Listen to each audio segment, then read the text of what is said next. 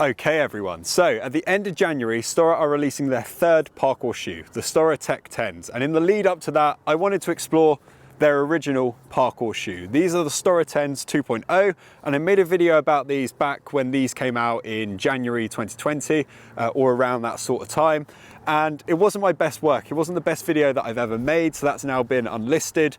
But my thoughts on this shoe have changed over the last few years as well. And my pair is still in pretty good nick, so I thought today we'll explore one of their original parkour shoes, the STORROR Tens 2.0.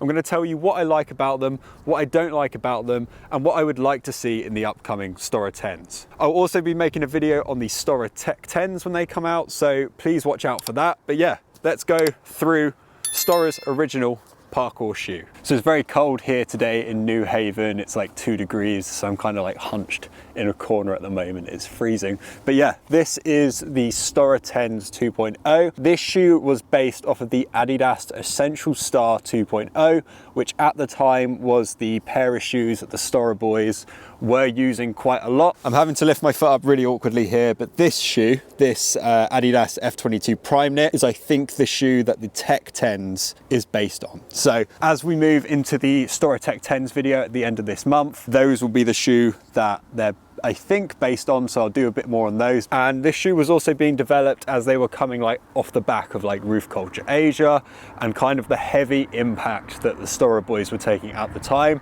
And this shoe definitely reflects that. You can see it's got like a very dense foam on the bottom. It's definitely a shoe that has impact in mind. So on the bottom here, it is segmented. There is like foam in this kind of inner sole, but the main important part is this upper part here.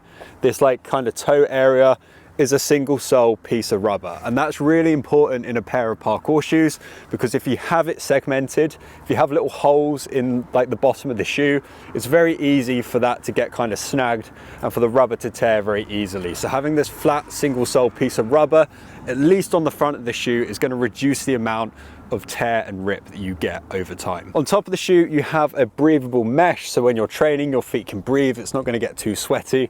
And it's also got this kind of like faux suede on the top there. And the idea with this is, I think, not only does it kind of reinforce the toe area and stops that from ripping, it also means that if it gets wet or if it rains or whatever, you go in a puddle or something, you're not going to get like the front of the shoe wet and you're not going to get your toes wet and get cold. So that was like really good in itself. But when I first saw the image on the website, I didn't realize that this was like a kind of like plasticky material. I thought it was going to be fabric, so I was a little let down at that, but doesn't affect how the shoe performs or how the shoe works. It's just kind of more of a personal preference thing. What I noticed about these shoes when I got them, and I don't know if this was like a manufacturing error, but there was like a kind of a cockerel logo on the shoe, and I think that's because they've probably just taken like a blank rubber on the bottom. I know the Tens have its own custom rubber, which is probably a lot more to create, it's a lot more to invest, and it's a lot more to go through, but you kind of got like the Tens branding on the bottom, but you do also have this like cockerel thing there, which I don't think was supposed to be there. The shoes originally came in a slick black box, which I'll put a screen grab or like a screen recording on of them now. I've only wore my STORROR Tens 2.0 a handful of times. I think I could probably count it on my hands the amount of times I've worn them for training, and unfortunately they still started wearing down super quick. And I know the original Tens, so the first version of the STORROR Tens, were removed from the website because of like technical stuff, quality issues, like they were ripping quite easily. I haven't really trained in these enough to kind of say they're going to wear down in X amount of time or whatever. Mine, again, only worn it a handful of times. There is like a little bit of snagging on the bottom already. So yeah, I kind of basically didn't want to train in these. When they came out, there was an issue with the sizing, and that is quite common with parkour shoes that get made. The Team Farang ones had exactly the same thing as well. There's kind of this thing where it's like they just can't seem, I think, to nail the sizing right. It's not like a Nike or an Adidas where they've kind of like nailed like the sizing. I think with this, it was kind of like they had to try things out. I'm a UK size 10, but I had to get an 11 of these. Sizing for the STORROR Tens were slightly off. They came a little bit small. So I had to get a size 11 in order for my foot to fit in the shoe. So yeah, here's another shot of the shoes here. It's got small STORROR branding on the tongue and down the side of the shoe as well. I know the original STORROR Tens had the old branding on it, so this has got the new one. And I think with the STORROR Tens 2.0, they went to a new factory to improve the quality and I guess to improve production of them.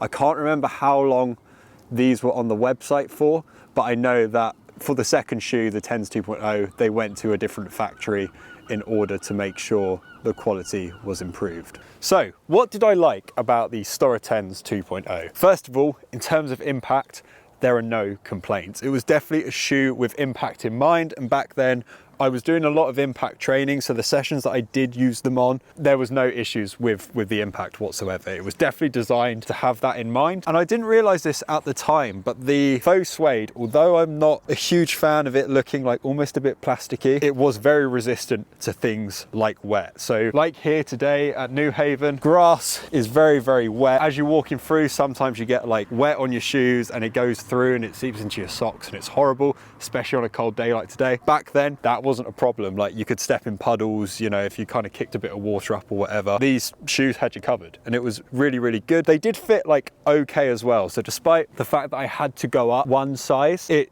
fit fine. And the only issue I had, which I'll go onto when I talk about the issues that I had with the shoes, is just the lacing system. The lacing system was not good at all. But yeah, the shoes were comfy, the shoes were good. Very, very light as well. Like, although the foam is like super dense, the shoe is like super light, and it basically feels sometimes that you're not wearing the shoe at all, which was really, really good. And I think just as time has gone on, my view on the shoe has changed. Like, it looks sleek, it looks nice. It sometimes looks a little plasticky when you're wearing it, but again, this is personal preference to me. Probably not that much of a problem. It's going to be a pair of shoes that you're going to wreck absolutely training. I mean, it was like an okay shoe, and like I still wear them occasionally to this day just to wear out and about and stuff. Like it was okay. But let's go on to what I didn't like about the shoe. So I think the quality wise of it wasn't fantastic, and I know that in one of the join videos that they mentioned about the upcoming Tech 10s that they kind of rushed to get these shoes out and it was almost like a bit of an unfinished shoe. Yeah, exactly. We want to get them right, and I don't think we quite got it right with the 10s. We released them a little bit early, or they weren't quite how we wanted them to be. So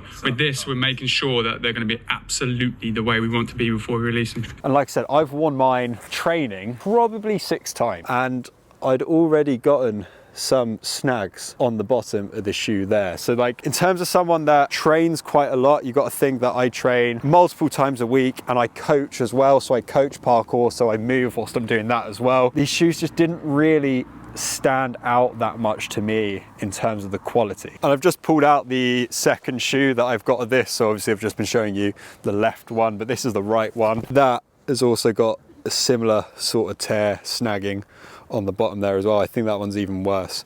So as someone who I guess wears parkour shoes a lot, I kind of look for shoes that are built to last. Reeboks are really good for that. These F22s that I've got on are also very good for that, and unfortunately the STORROR shoes just didn't hold up in terms of quality. The reason I basically stopped wearing them was I wanted to keep them, but I didn't want to absolutely destroy them. And I mean, it was going to happen over time anyway. Like, destroying a pair of parkour shoes is what happens to a pair of shoes that you wear training. Yeah, I was just kind of a bit disappointed that after only a few sessions, like the rubber like that started tearing so quick. So when these shoes released, they retailed for £59.99, which was around the same of like Reebok Classics and stuff. So for me, it was a good kind of payment and investment. Like, it wasn't too much money, but it was just the soles getting, you know, kind of a bit torn in very few sessions that I couldn't really get used to them. On top of that as well, like the lacing system, sometimes it worked, sometimes it didn't. Sometimes the shoes went on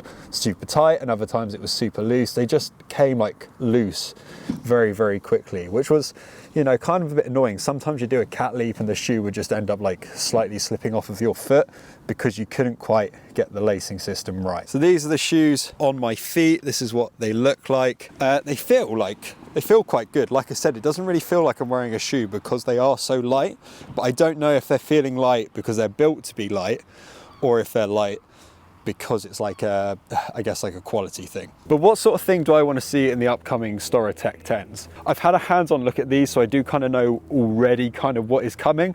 And the shoes that they're releasing at the end of this month, the Tech 10s, already look like a vast improvement in quality over these shoes. It actually looks like a properly focused, designed shoe that looks like it's going to stand the test of time, but it also has like those quality materials that I would look for in a parkour shoe. I'd definitely like to see a more robust rubber on the bottom. Like I said, that's the biggest gripe of these shoes for me, is I didn't wear them much and it just felt like they were going to get absolutely destroyed. I know the new shoes are going to be slightly heavier, and I do think that's going to mean that they're going to be a little bit more robust, but I am like really excited for like the kind of mesh breathable upper that they've got on the new shoes as well. And essentially it's an evolution of like STORROR's clothing and their design. Like they've really started upping the quality. They've started releasing some technical pieces, and I think that's where the Tech 10s come from, is they're a technical piece, and they've been focused on building a parkour shoe that is built to last. It's going to be like a very good shoe for those who practice parkour. So those were the STORROR Tens 2.0. I'd be really interested to hear your thoughts on the shoe in the comments down below. Thank you for checking out the video. Like I said, as the Tech 10s release at the end of January, I'll be picking a pair up on launch day, and I'll be making a video of those, unboxing them and breaking them down for you as well. If you did enjoy the video, please leave it a like and subscribe if you're new around here. And I've also launched a YouTube join, so as little as 99p a month, you can support the channel and the content that I make, which goes into making better videos down the line. Thanks for checking it out, guys. Take care, and I'll see you in the next one.